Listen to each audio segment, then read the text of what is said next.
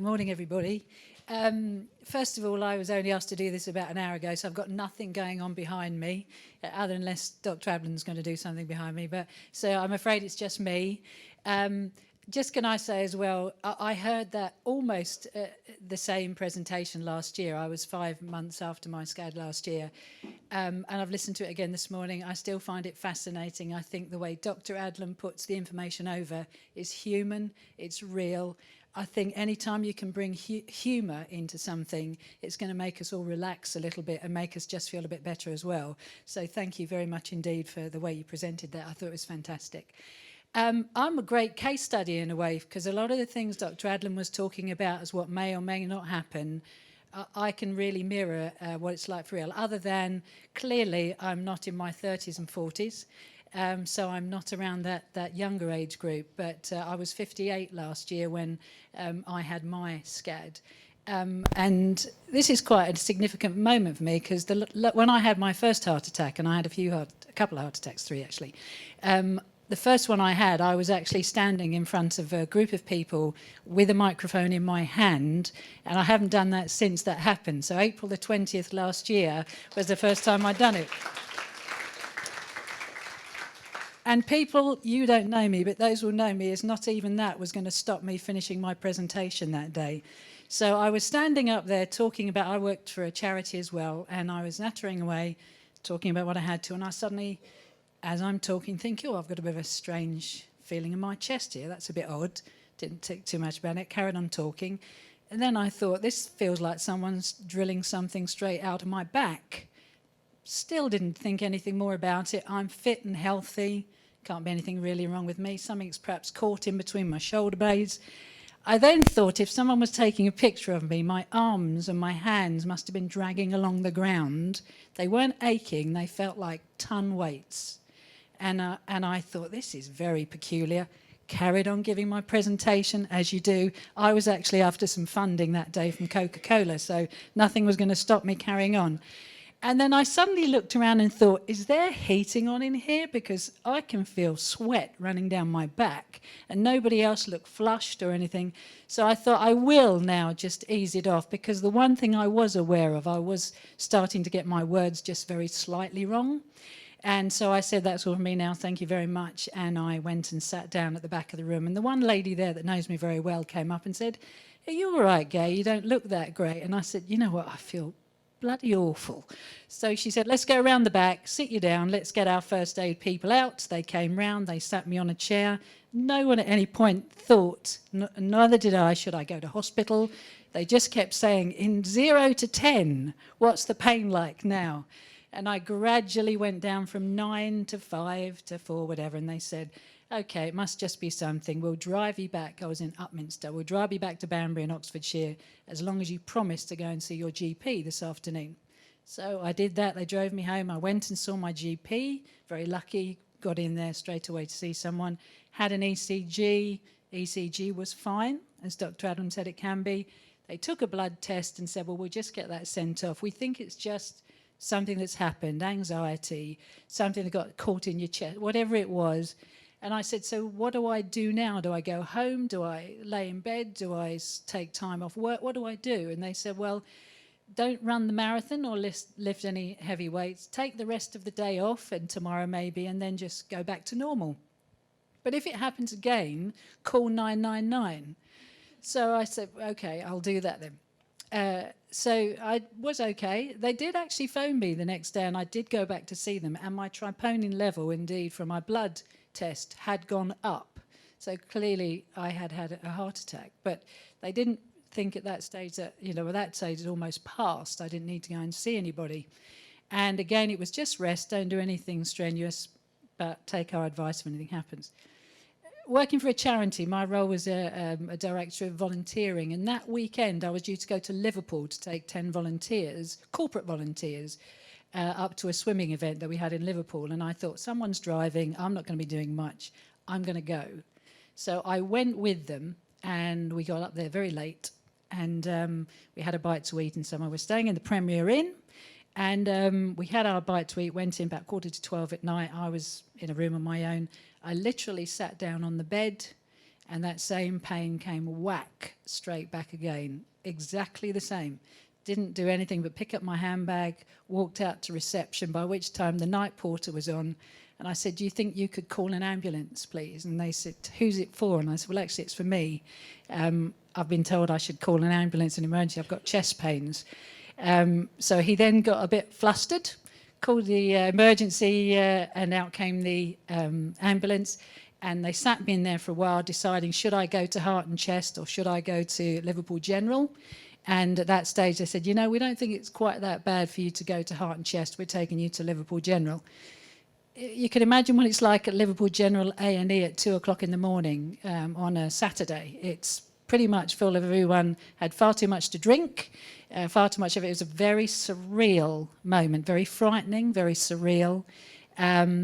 And I was on my own on there, and I sort of thought, well, I'll just wait here and see what happens. And then a young doctor, a junior doctor, comes down with, so is any of these in your family, strokes, heart attacks, sudden death syndrome, which kind of makes you jump up a bit, like scary, all these things going on around you. And then eventually I got moved through to another ward at about 4:30 in the morning. And it wasn't until I still assumed that the same as the day before, they were going to say you can go home, you can get in touch with the guys that are volunteering, who by that time I'd texted and said, by the way, I had to go into hospital last night. Please go and volunteer as planned because they need you. But if someone could drop my bag into me at the hospital, I'll need it when I go home tonight. And it wasn't until this wonderful old matronly lady came to see me and put the little tag on my wrist, at which point I got very emotional because I realised they were going to keep me in because they were going to keep a good eye on me.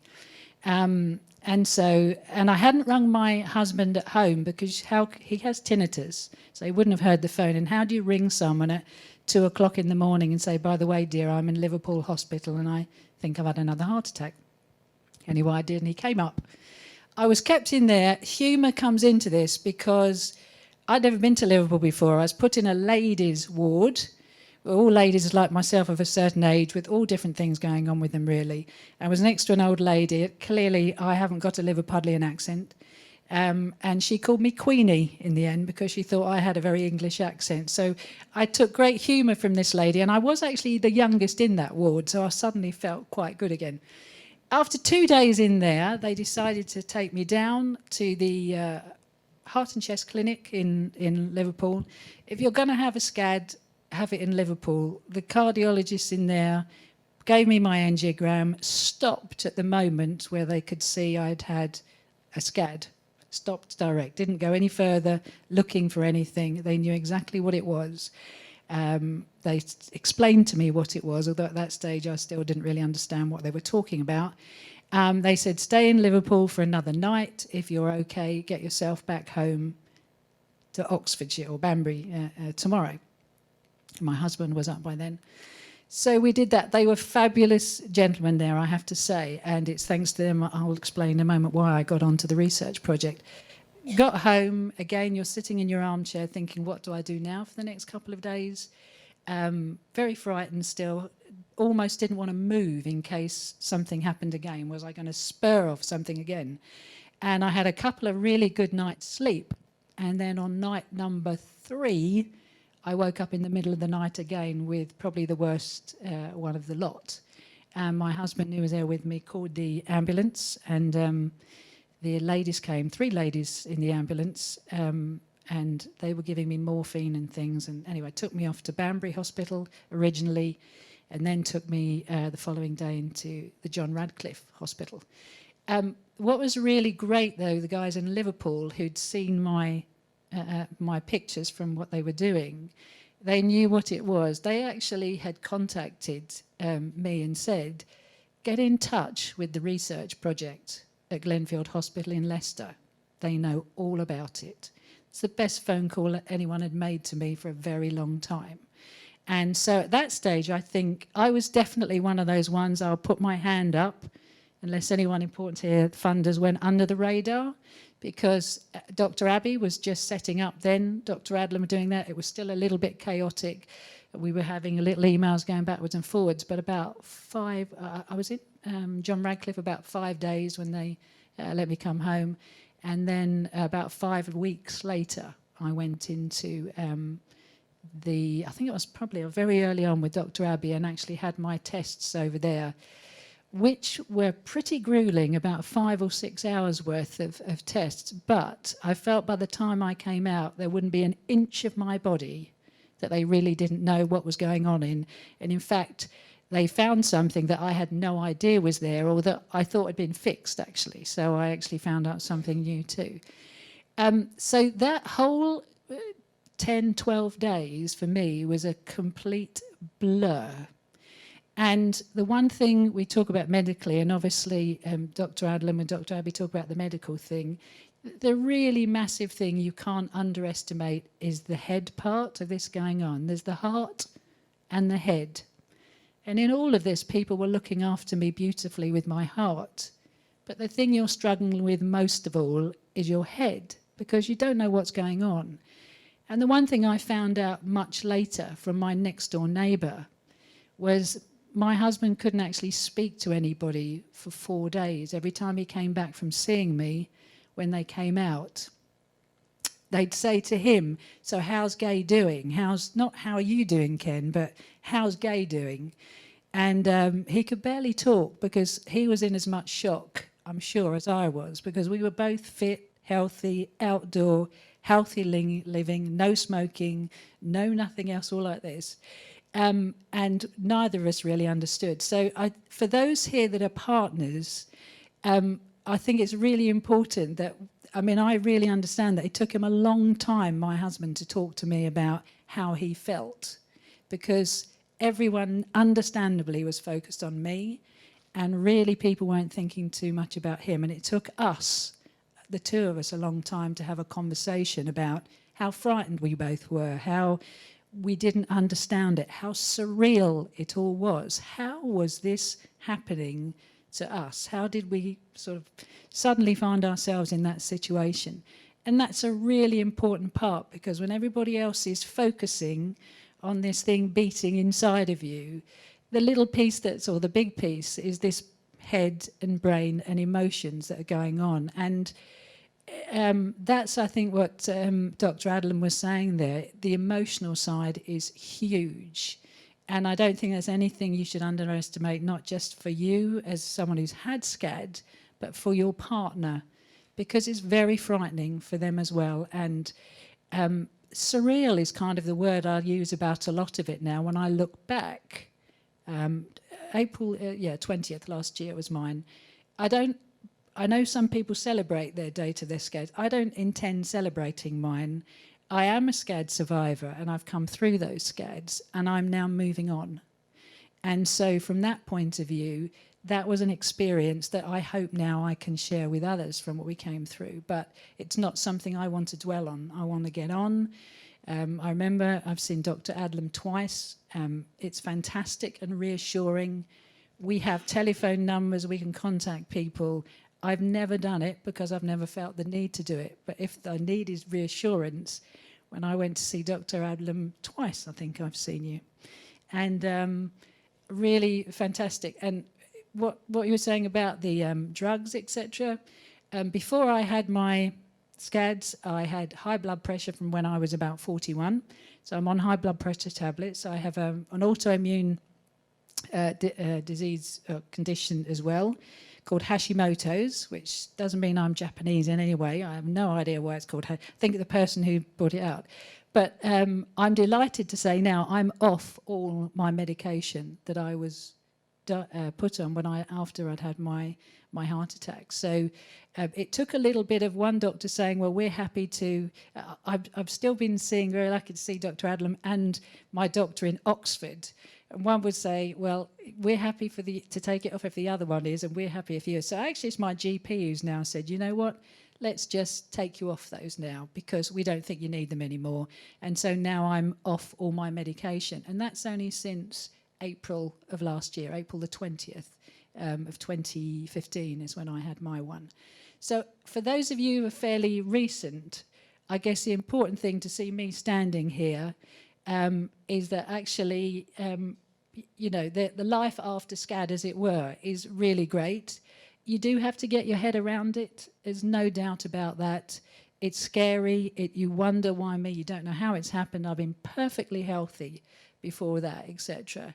But it's a really frightening thing to happen. Remember your partners, and partners who are here with the person that has SCAD, share that with them as well, because it took a long time for my husband and I to have that conversation, and it took my next door neighbour to tell me that he couldn't talk to anyone for 4 days because he was in as much shock as I was in. So it's a really, as a time to go through, I guess, an emotional time. And I don't think about it now. I remember saying to Dr. Adlam, you know, what's the chances of it happening again? Well, no one can answer that question. There's no reason why it should, and can't give you a guarantee that it won't. But I don't focus on that. I do what I'm meant to do. I keep healthy. I get on out there. I'm doing my exercise. I've taken every bit of help. I went to the cardio rehab. No one else there had ever heard of SCAD in their lives, so I've educated them a bit about SCAD. I was then referred on to the talking space, who actually just help you a little bit talking through the issues that you have, because it is a bit emotionally difficult to get around. I've taken every bit of help I can get, and I'm a confident, as you might tell, I'm a confident, fairly outgoing person. But I would still always say to anyone, don't poo-poo some of those other services that are available to you, because when someone first said to me it was post-traumatic stress, I thought, wow, that's a big word. You don't normally think about that. You think about it as people who've been in, you know, dreadful accidents and things like that. But I remember the doctor saying to me, Dr. Jones saying to me, that is involved in this as well. There is a massive healing process to go in on your head as much as there is on your heart. And they can really help us with the healing in our heart, no two ways about that. But we have got to really think about how we heal ourselves in our head, because that's the real piece that will help you move on, rehabilitate yourself and get back out there and realise there's absolutely life after SCAD. You know, it doesn't stop. It's an frightening inconvenience. It's a scary thing that's come along in your life. But, and it's made me change my life slightly. I had a job that I loved, but that was very full on, very, very full on, the charity I worked for. But I've thought, you know what, a lot of the stress and the anxieties and everything, I really don't need that anymore. So it's made me look at a lot of different things. And I'm just delighted to be back again, really, with people who are perhaps coming up for the first time, to just say, you know, if you're in the early stages, it is scary. There's no two ways about it. I remember I was thinking about, I was going to cross my bridge. I started off in my armchair and I was going to get across the bridge to the other side. And I'm pretty sure I've got across the bridge now, and I think everyone can do that. You just work at your own time, support each other, support those around us. And we can, you know, we can all come out the other side. So it's just really a positive thing, I think. Obviously, you will have a struggle. I still have the odd time when I get the odd twinge. You know, I'm not this mean age of 40 odd or in childbearing age. I'm just 59. I'll be 60 next year. The very funny thing in the hospital said when I went to see them last is, of course, you're now getting nearer the age when you might get a heart attack for other reasons. And I said, well, I'm not bothering about that. I've come through this one, so I'm not worrying that that's going to happen to me, because my heart's as clean as a whistle apart from that. And my damage is very, very small to my heart. So if that sort of reassures any of you or gives you a little bit of hope and makes you feel, you know, we are, that's why this is such an amazing group to have been set up. We can all support each other, and there's absolutely life after SCAD. And sometimes it can even be more enriched, because it's the old adage, you appreciate things so much more. Thanks.